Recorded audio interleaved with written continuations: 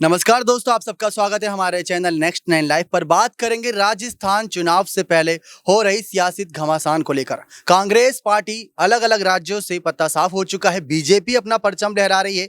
तो ऐसे में राजस्थान में जहां पहले से ही उनकी सरकार है, क्या सरकार बचा पाएगी? क्या युवा नेताओं को मौका मिलेगा? कई सारे सवाल इस प्रोग्राम में उठाएंगे, जहाँ पर हमारे इस खास शो में हमारे साथ जुड़े हैं आज निखिल, जिनसे जानने की कोशिश करेंगे कि राजस्थान में जो सियासत घमासान मचाए हुई है सचिन पायलट को लेकर खासकर, और यहाँ पर जो ज्योतिरादित्य सिंधिया से नाम जोड़ा जा रहा है, आखिर किस वजह से? कांग्रेस चिंतन शिविर से क्या क्या मसले हल होंगे? अशोक गहलोत की क्या बयान सामने आए? सारी बातें जानते हैं, लेकिन सबसे छोटे सवाल से शुरुआत करते हैं अपने इस खास शो में कि क्या युवा नेताओं के बारे में कांग्रेस सोच रही है या अब भी परिवारवाद में फंसी हुई है?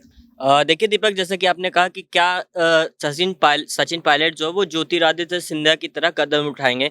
तो आपको मैं बता दूं कि जब कांग्रेस की जो सरकार है, जब मध्य प्रदेश में और राजस्थान में एक समय में जब बनी थी, उस समय भी ये चीज़ जोरों शोरों से उठी थी कि मुख्यमंत्री के रूप में सचिन पायलट को राजस्थान का कार्यभार संभालना देना चाहिए और ज्योतिरादित्य सिंधिया को मध्य प्रदेश। लेकिन वहाँ पे बुजुर्ग नेता जो थे, जैसे कमलनाथ और इधर से आपका अशोक गहलोत होगा, उनके ऊपर कांग्रेस ज़्यादा भरोसा की। उसके बाद से हम लोग को देखने को मिला कि 2021 मार्च में ही ज्योतिरादित्य सिंधिया जो है वो कांग्रेस से जो है बाहर हो जाते हैं, बीजेपी का दामन थाम लेते हैं और अब सचिन पायलट भी बीच में एक बगावती तेवर अपनाए हुए थे। तो कहीं ना कहीं मुझे लगता है कि कांग्रेस में एक जो है अंदर की जो आपसी जो फूट है और जो रंजिश जो चल रही है वो अभी भी खत्म नहीं हुई है। तो ये कहीं ना कहीं हम लोग को देखने को मिल सकता है कि सचिन पायलट को अगर जिस हिसाब से उन्होंने जो एक डिमांड अगर वो अपनी रखते हैं कि हाँ मुझे मुख्यमंत्री पद चाहिए, जैसे कि वो बीच में वो किए भी थे, तो मुझे लगता है कि ये फिर से वापस फूट नजर आने वाली है कांग्रेस में।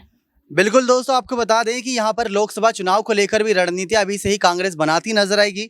लेकिन कईयों का मानना है कि लोकसभा चुनावों में सचिन पायलट को बड़ी जिम्मेदारी दी जा सकती है। कईयों का मानना है कि राजस्थान में ही सचिन पायलट काफी कुछ कमाल कर सकते हैं, क्योंकि कल जो चिंतन शिविर का पहला दिन था वहां पर सभी ने देखा ज्यादातर युवा थे, लेकिन उससे कुछ देर पहले तस्वीरें सामने आई जहां पर सचिन पायलट के पोस्टर फाड़े जा रहे थे। तो इस पर जानने की कोशिश करते हैं, क्या विधानसभा चुनाव या फिर लोकसभा चुनाव, सचिन पायलट कहां पर ज्यादा सही लगेंगे? देखिए, चिंतन शिविर स्टार्ट होने से पहले दीपक, सचिन पायलट का एक बयान आया था कि सोनिया गांधी ने बहुत सोच समझ करके ही जो अभी 3 राज्यों में जो चुनाव होने वाले हैं, उसके बाद 2024 में लोकसभा चुनाव, तो उसको सोच करके ही ये चिंतन शिविर 3 दिन का रखा गया है। लेकिन आपको भी पता है कि आज जैसे कि पंजाब के जो प्रदेश अध्यक्ष है सुनील जाखड़ जी, उन्होंने आज इस्तीफा दे दिया फेसबुक लाइव पे आकर के। उन्होंने एक लाइव आकर के उन्होंने इस्तीफा दे दिया वहां पे। तो आपको भी ये देखने को मिल रहा है कि कांग्रेस में फूट अब तक जारी है।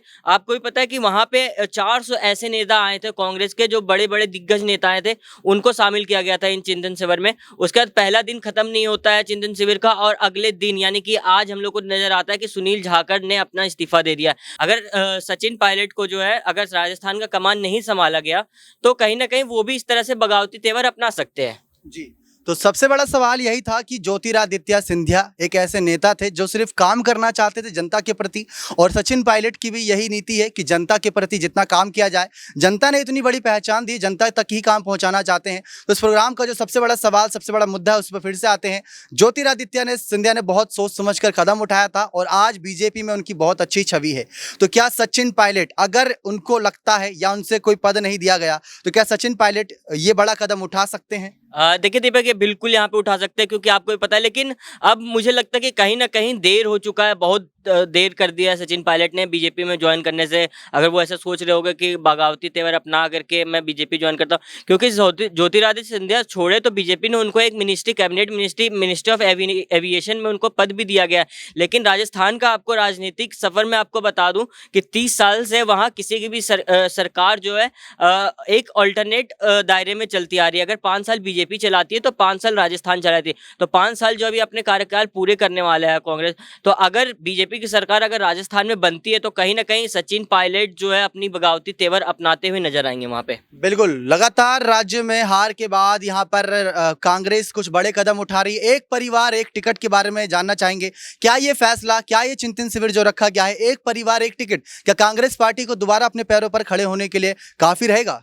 देखिए दीपक, यहाँ पे चिंतन शिविर से सबसे ज़्यादा महत्वपूर्ण चीज़ मुझे लगता है कि कांग्रेस को अपना एक अध्यक्ष को पहले सबसे पहले जो चुनना चाहिए, क्योंकि आपको भी पता है कि कोई भी नेता यहाँ पे ना सोनिया गांधी को कोई अभी पूछ रहे हैं, ना राहुल गांधी को कोई पूछ रहे हैं। जब तक आप अपने एक अध्यक्ष का चयन नहीं करते, तब तक आपके कोई भी नेता आप कांग्रेस की बात सुनने ही वाले नहीं है। तो यहाँ पे कांग्रेस जो है बहुत मतलब 2019 के बाद से, जब से राहुल गांधी इस्तीफा दिए उसके बाद से ही वो पद खाली है। सोनिया गांधी अंतरिम अध्यक्ष के रूप में वहां पे बैठी हुई हैं, लेकिन सोनिया गांधी कब तक बैठे रहेंगे? जब तक कांग्रेस परिवारवाद से नहीं उठेगा, तब तक कांग्रेस का एक कैसे वजूद जो है वो खोता हुआ जा रहा है। आपको भी पता है अटल बिहारी वाजपेयी ने भी जब 1999 और आई थिंक 2000 में जब लोकसभा में पूरे लोकसभा में सबके सामने कहा था कि जब भाजपा की 2 सीट आई थी तो कांग्रेस पूरे लोकसभा में ठहाके लगा रहे थे। लेकिन आज कांग्रेस की ऐसी स्थिति हो चुकी है कि पूरे देश में जो है अभी 2 राज्यों में ही उनकी सरकार बची है, जहां 2 सीट वहां पे बीजेपी के आने की वजह से वो लोग हंस रहे थे। आज वही स्थिति कांग्रेस की हो चुकी है कि 2 राज्यों में ही उनकी सरकार बची है। बिल्कुल, तो आपने सुना कांग्रेस की स्थिति पूरी तरीके से टूटती जा रही है, कांग्रेस टूटती जा रही है। अब हर कोई बड़े फैसले ले रहा है कांग्रेस की स्थिति सुधारने के लिए। लेकिन इस समय बात करें अशोक गहलोत की, तो अशोक गहलोत के राज में सचिन पायलट ने काम किया, बहुत दिल खोल के काम किया, युवाओं के लिए काम किया और वो अपने कदम नहीं हटाए। अशोक गहलोत के लिए जब समय पड़ा, जब जरूरत पड़ी तब आन खड़े रहे। तो क्या अब अशोक गहलोत का फर्ज बनता है कि सचिन पायलट को अपनी कुर्सी सौंपे और राजस्थान की राजनीति से अलविदा कह दें? देखिए, जब राजस्थान में जब सरकार बनी थी दीपक, तब भी वहाँ पे अशोक गहलोत को मुख्यमंत्री बनाया गया था, सचिन पायलट को उप मुख्यमंत्री बनाया गया था। लेकिन कहीं न कहीं वो बगावती तेवर अपनाए वहाँ पे सचिन पायलट, उन्होंने इस्तीफा दे दिया। उसके बाद उनका नाम एज़ अ प्रदेश अध्यक्ष में कांग्रेस राजस्थान के प्रदेश अध्यक्ष में आता है। तो कहीं न कहीं आप भी समझिए कि सचिन पायलट अब तक कांग्रेस की इस फैसले से अभी तक संतुष्ट नहीं है। तो कहीं न कहीं राजस्थान में अगर बीजेपी की सरकार आती है नेक्स्ट ईयर, तो कहीं न कहीं सचिन पायलट जो बीजेपी की तरफ जा सकते हैं, ज्योतिरादित्य सिंधिया की तरह। तो बिल्कुल इसी प्रोग्राम का निष्कर्ष यही निकालना चाहते थे कि क्या ज्योतिरादित्य सिंधिया की तरह सचिन पायलट कोई कदम उठा सकते हैं या नहीं। तो जिस तरीके से बातचीत हुई उसका निष्कर्ष यही निकल रहा है कि सचिन पायलट अगर देखें तो छवि बहुत साफ है, युवाओं का पुरजोर उनको समर्थन मिल रहा है और राजस्थान की राजनीति में अच्छा खेल खेल सकते हैं। लेकिन यहाँ पर अशोक गहलोत और कमलनाथ जैसे बड़े यहाँ पर नेता क्या आने वाले समय में युवाओं को मौका देंगे या नहीं, ये तो आने वाला वक्त ही बताएगा। तो राजस्थान चुनाव में अभी वक्त बचा है, कांग्रेस को अगर अपनी इज्जत बचानी है और कुर्सी बचानी है तो कुछ ना कुछ बड़ा खेल खेलना होगा। तो आप क्या राय देना चाहेंगे? देखिए, कांग्रेस को सबसे पहले तो जो युवा नेता है उनको सबसे पहले, जैसे कि अभी 4 से 5 ऐसे मेरे जुबान पे अभी ऐसे नाम आ रहे, जैसे दीपेंद्र हुड्डा हो गए, सचिन पायलट हो गए, कन्हैया कुमार हो गए, जिग्नेश मेवानी, हार्दिक पटेल, ये सब जो है क्या कहते हैं, ये सब युवा नेता है। तो इन सबको पहले चांस देना चाहिए। आप बुजुर्गों का देखिए, अशोक गहलोत और कमलनाथ, ये सारे राजीव गांधी, संजय गांधी के टाइम के ये लोग नेता है।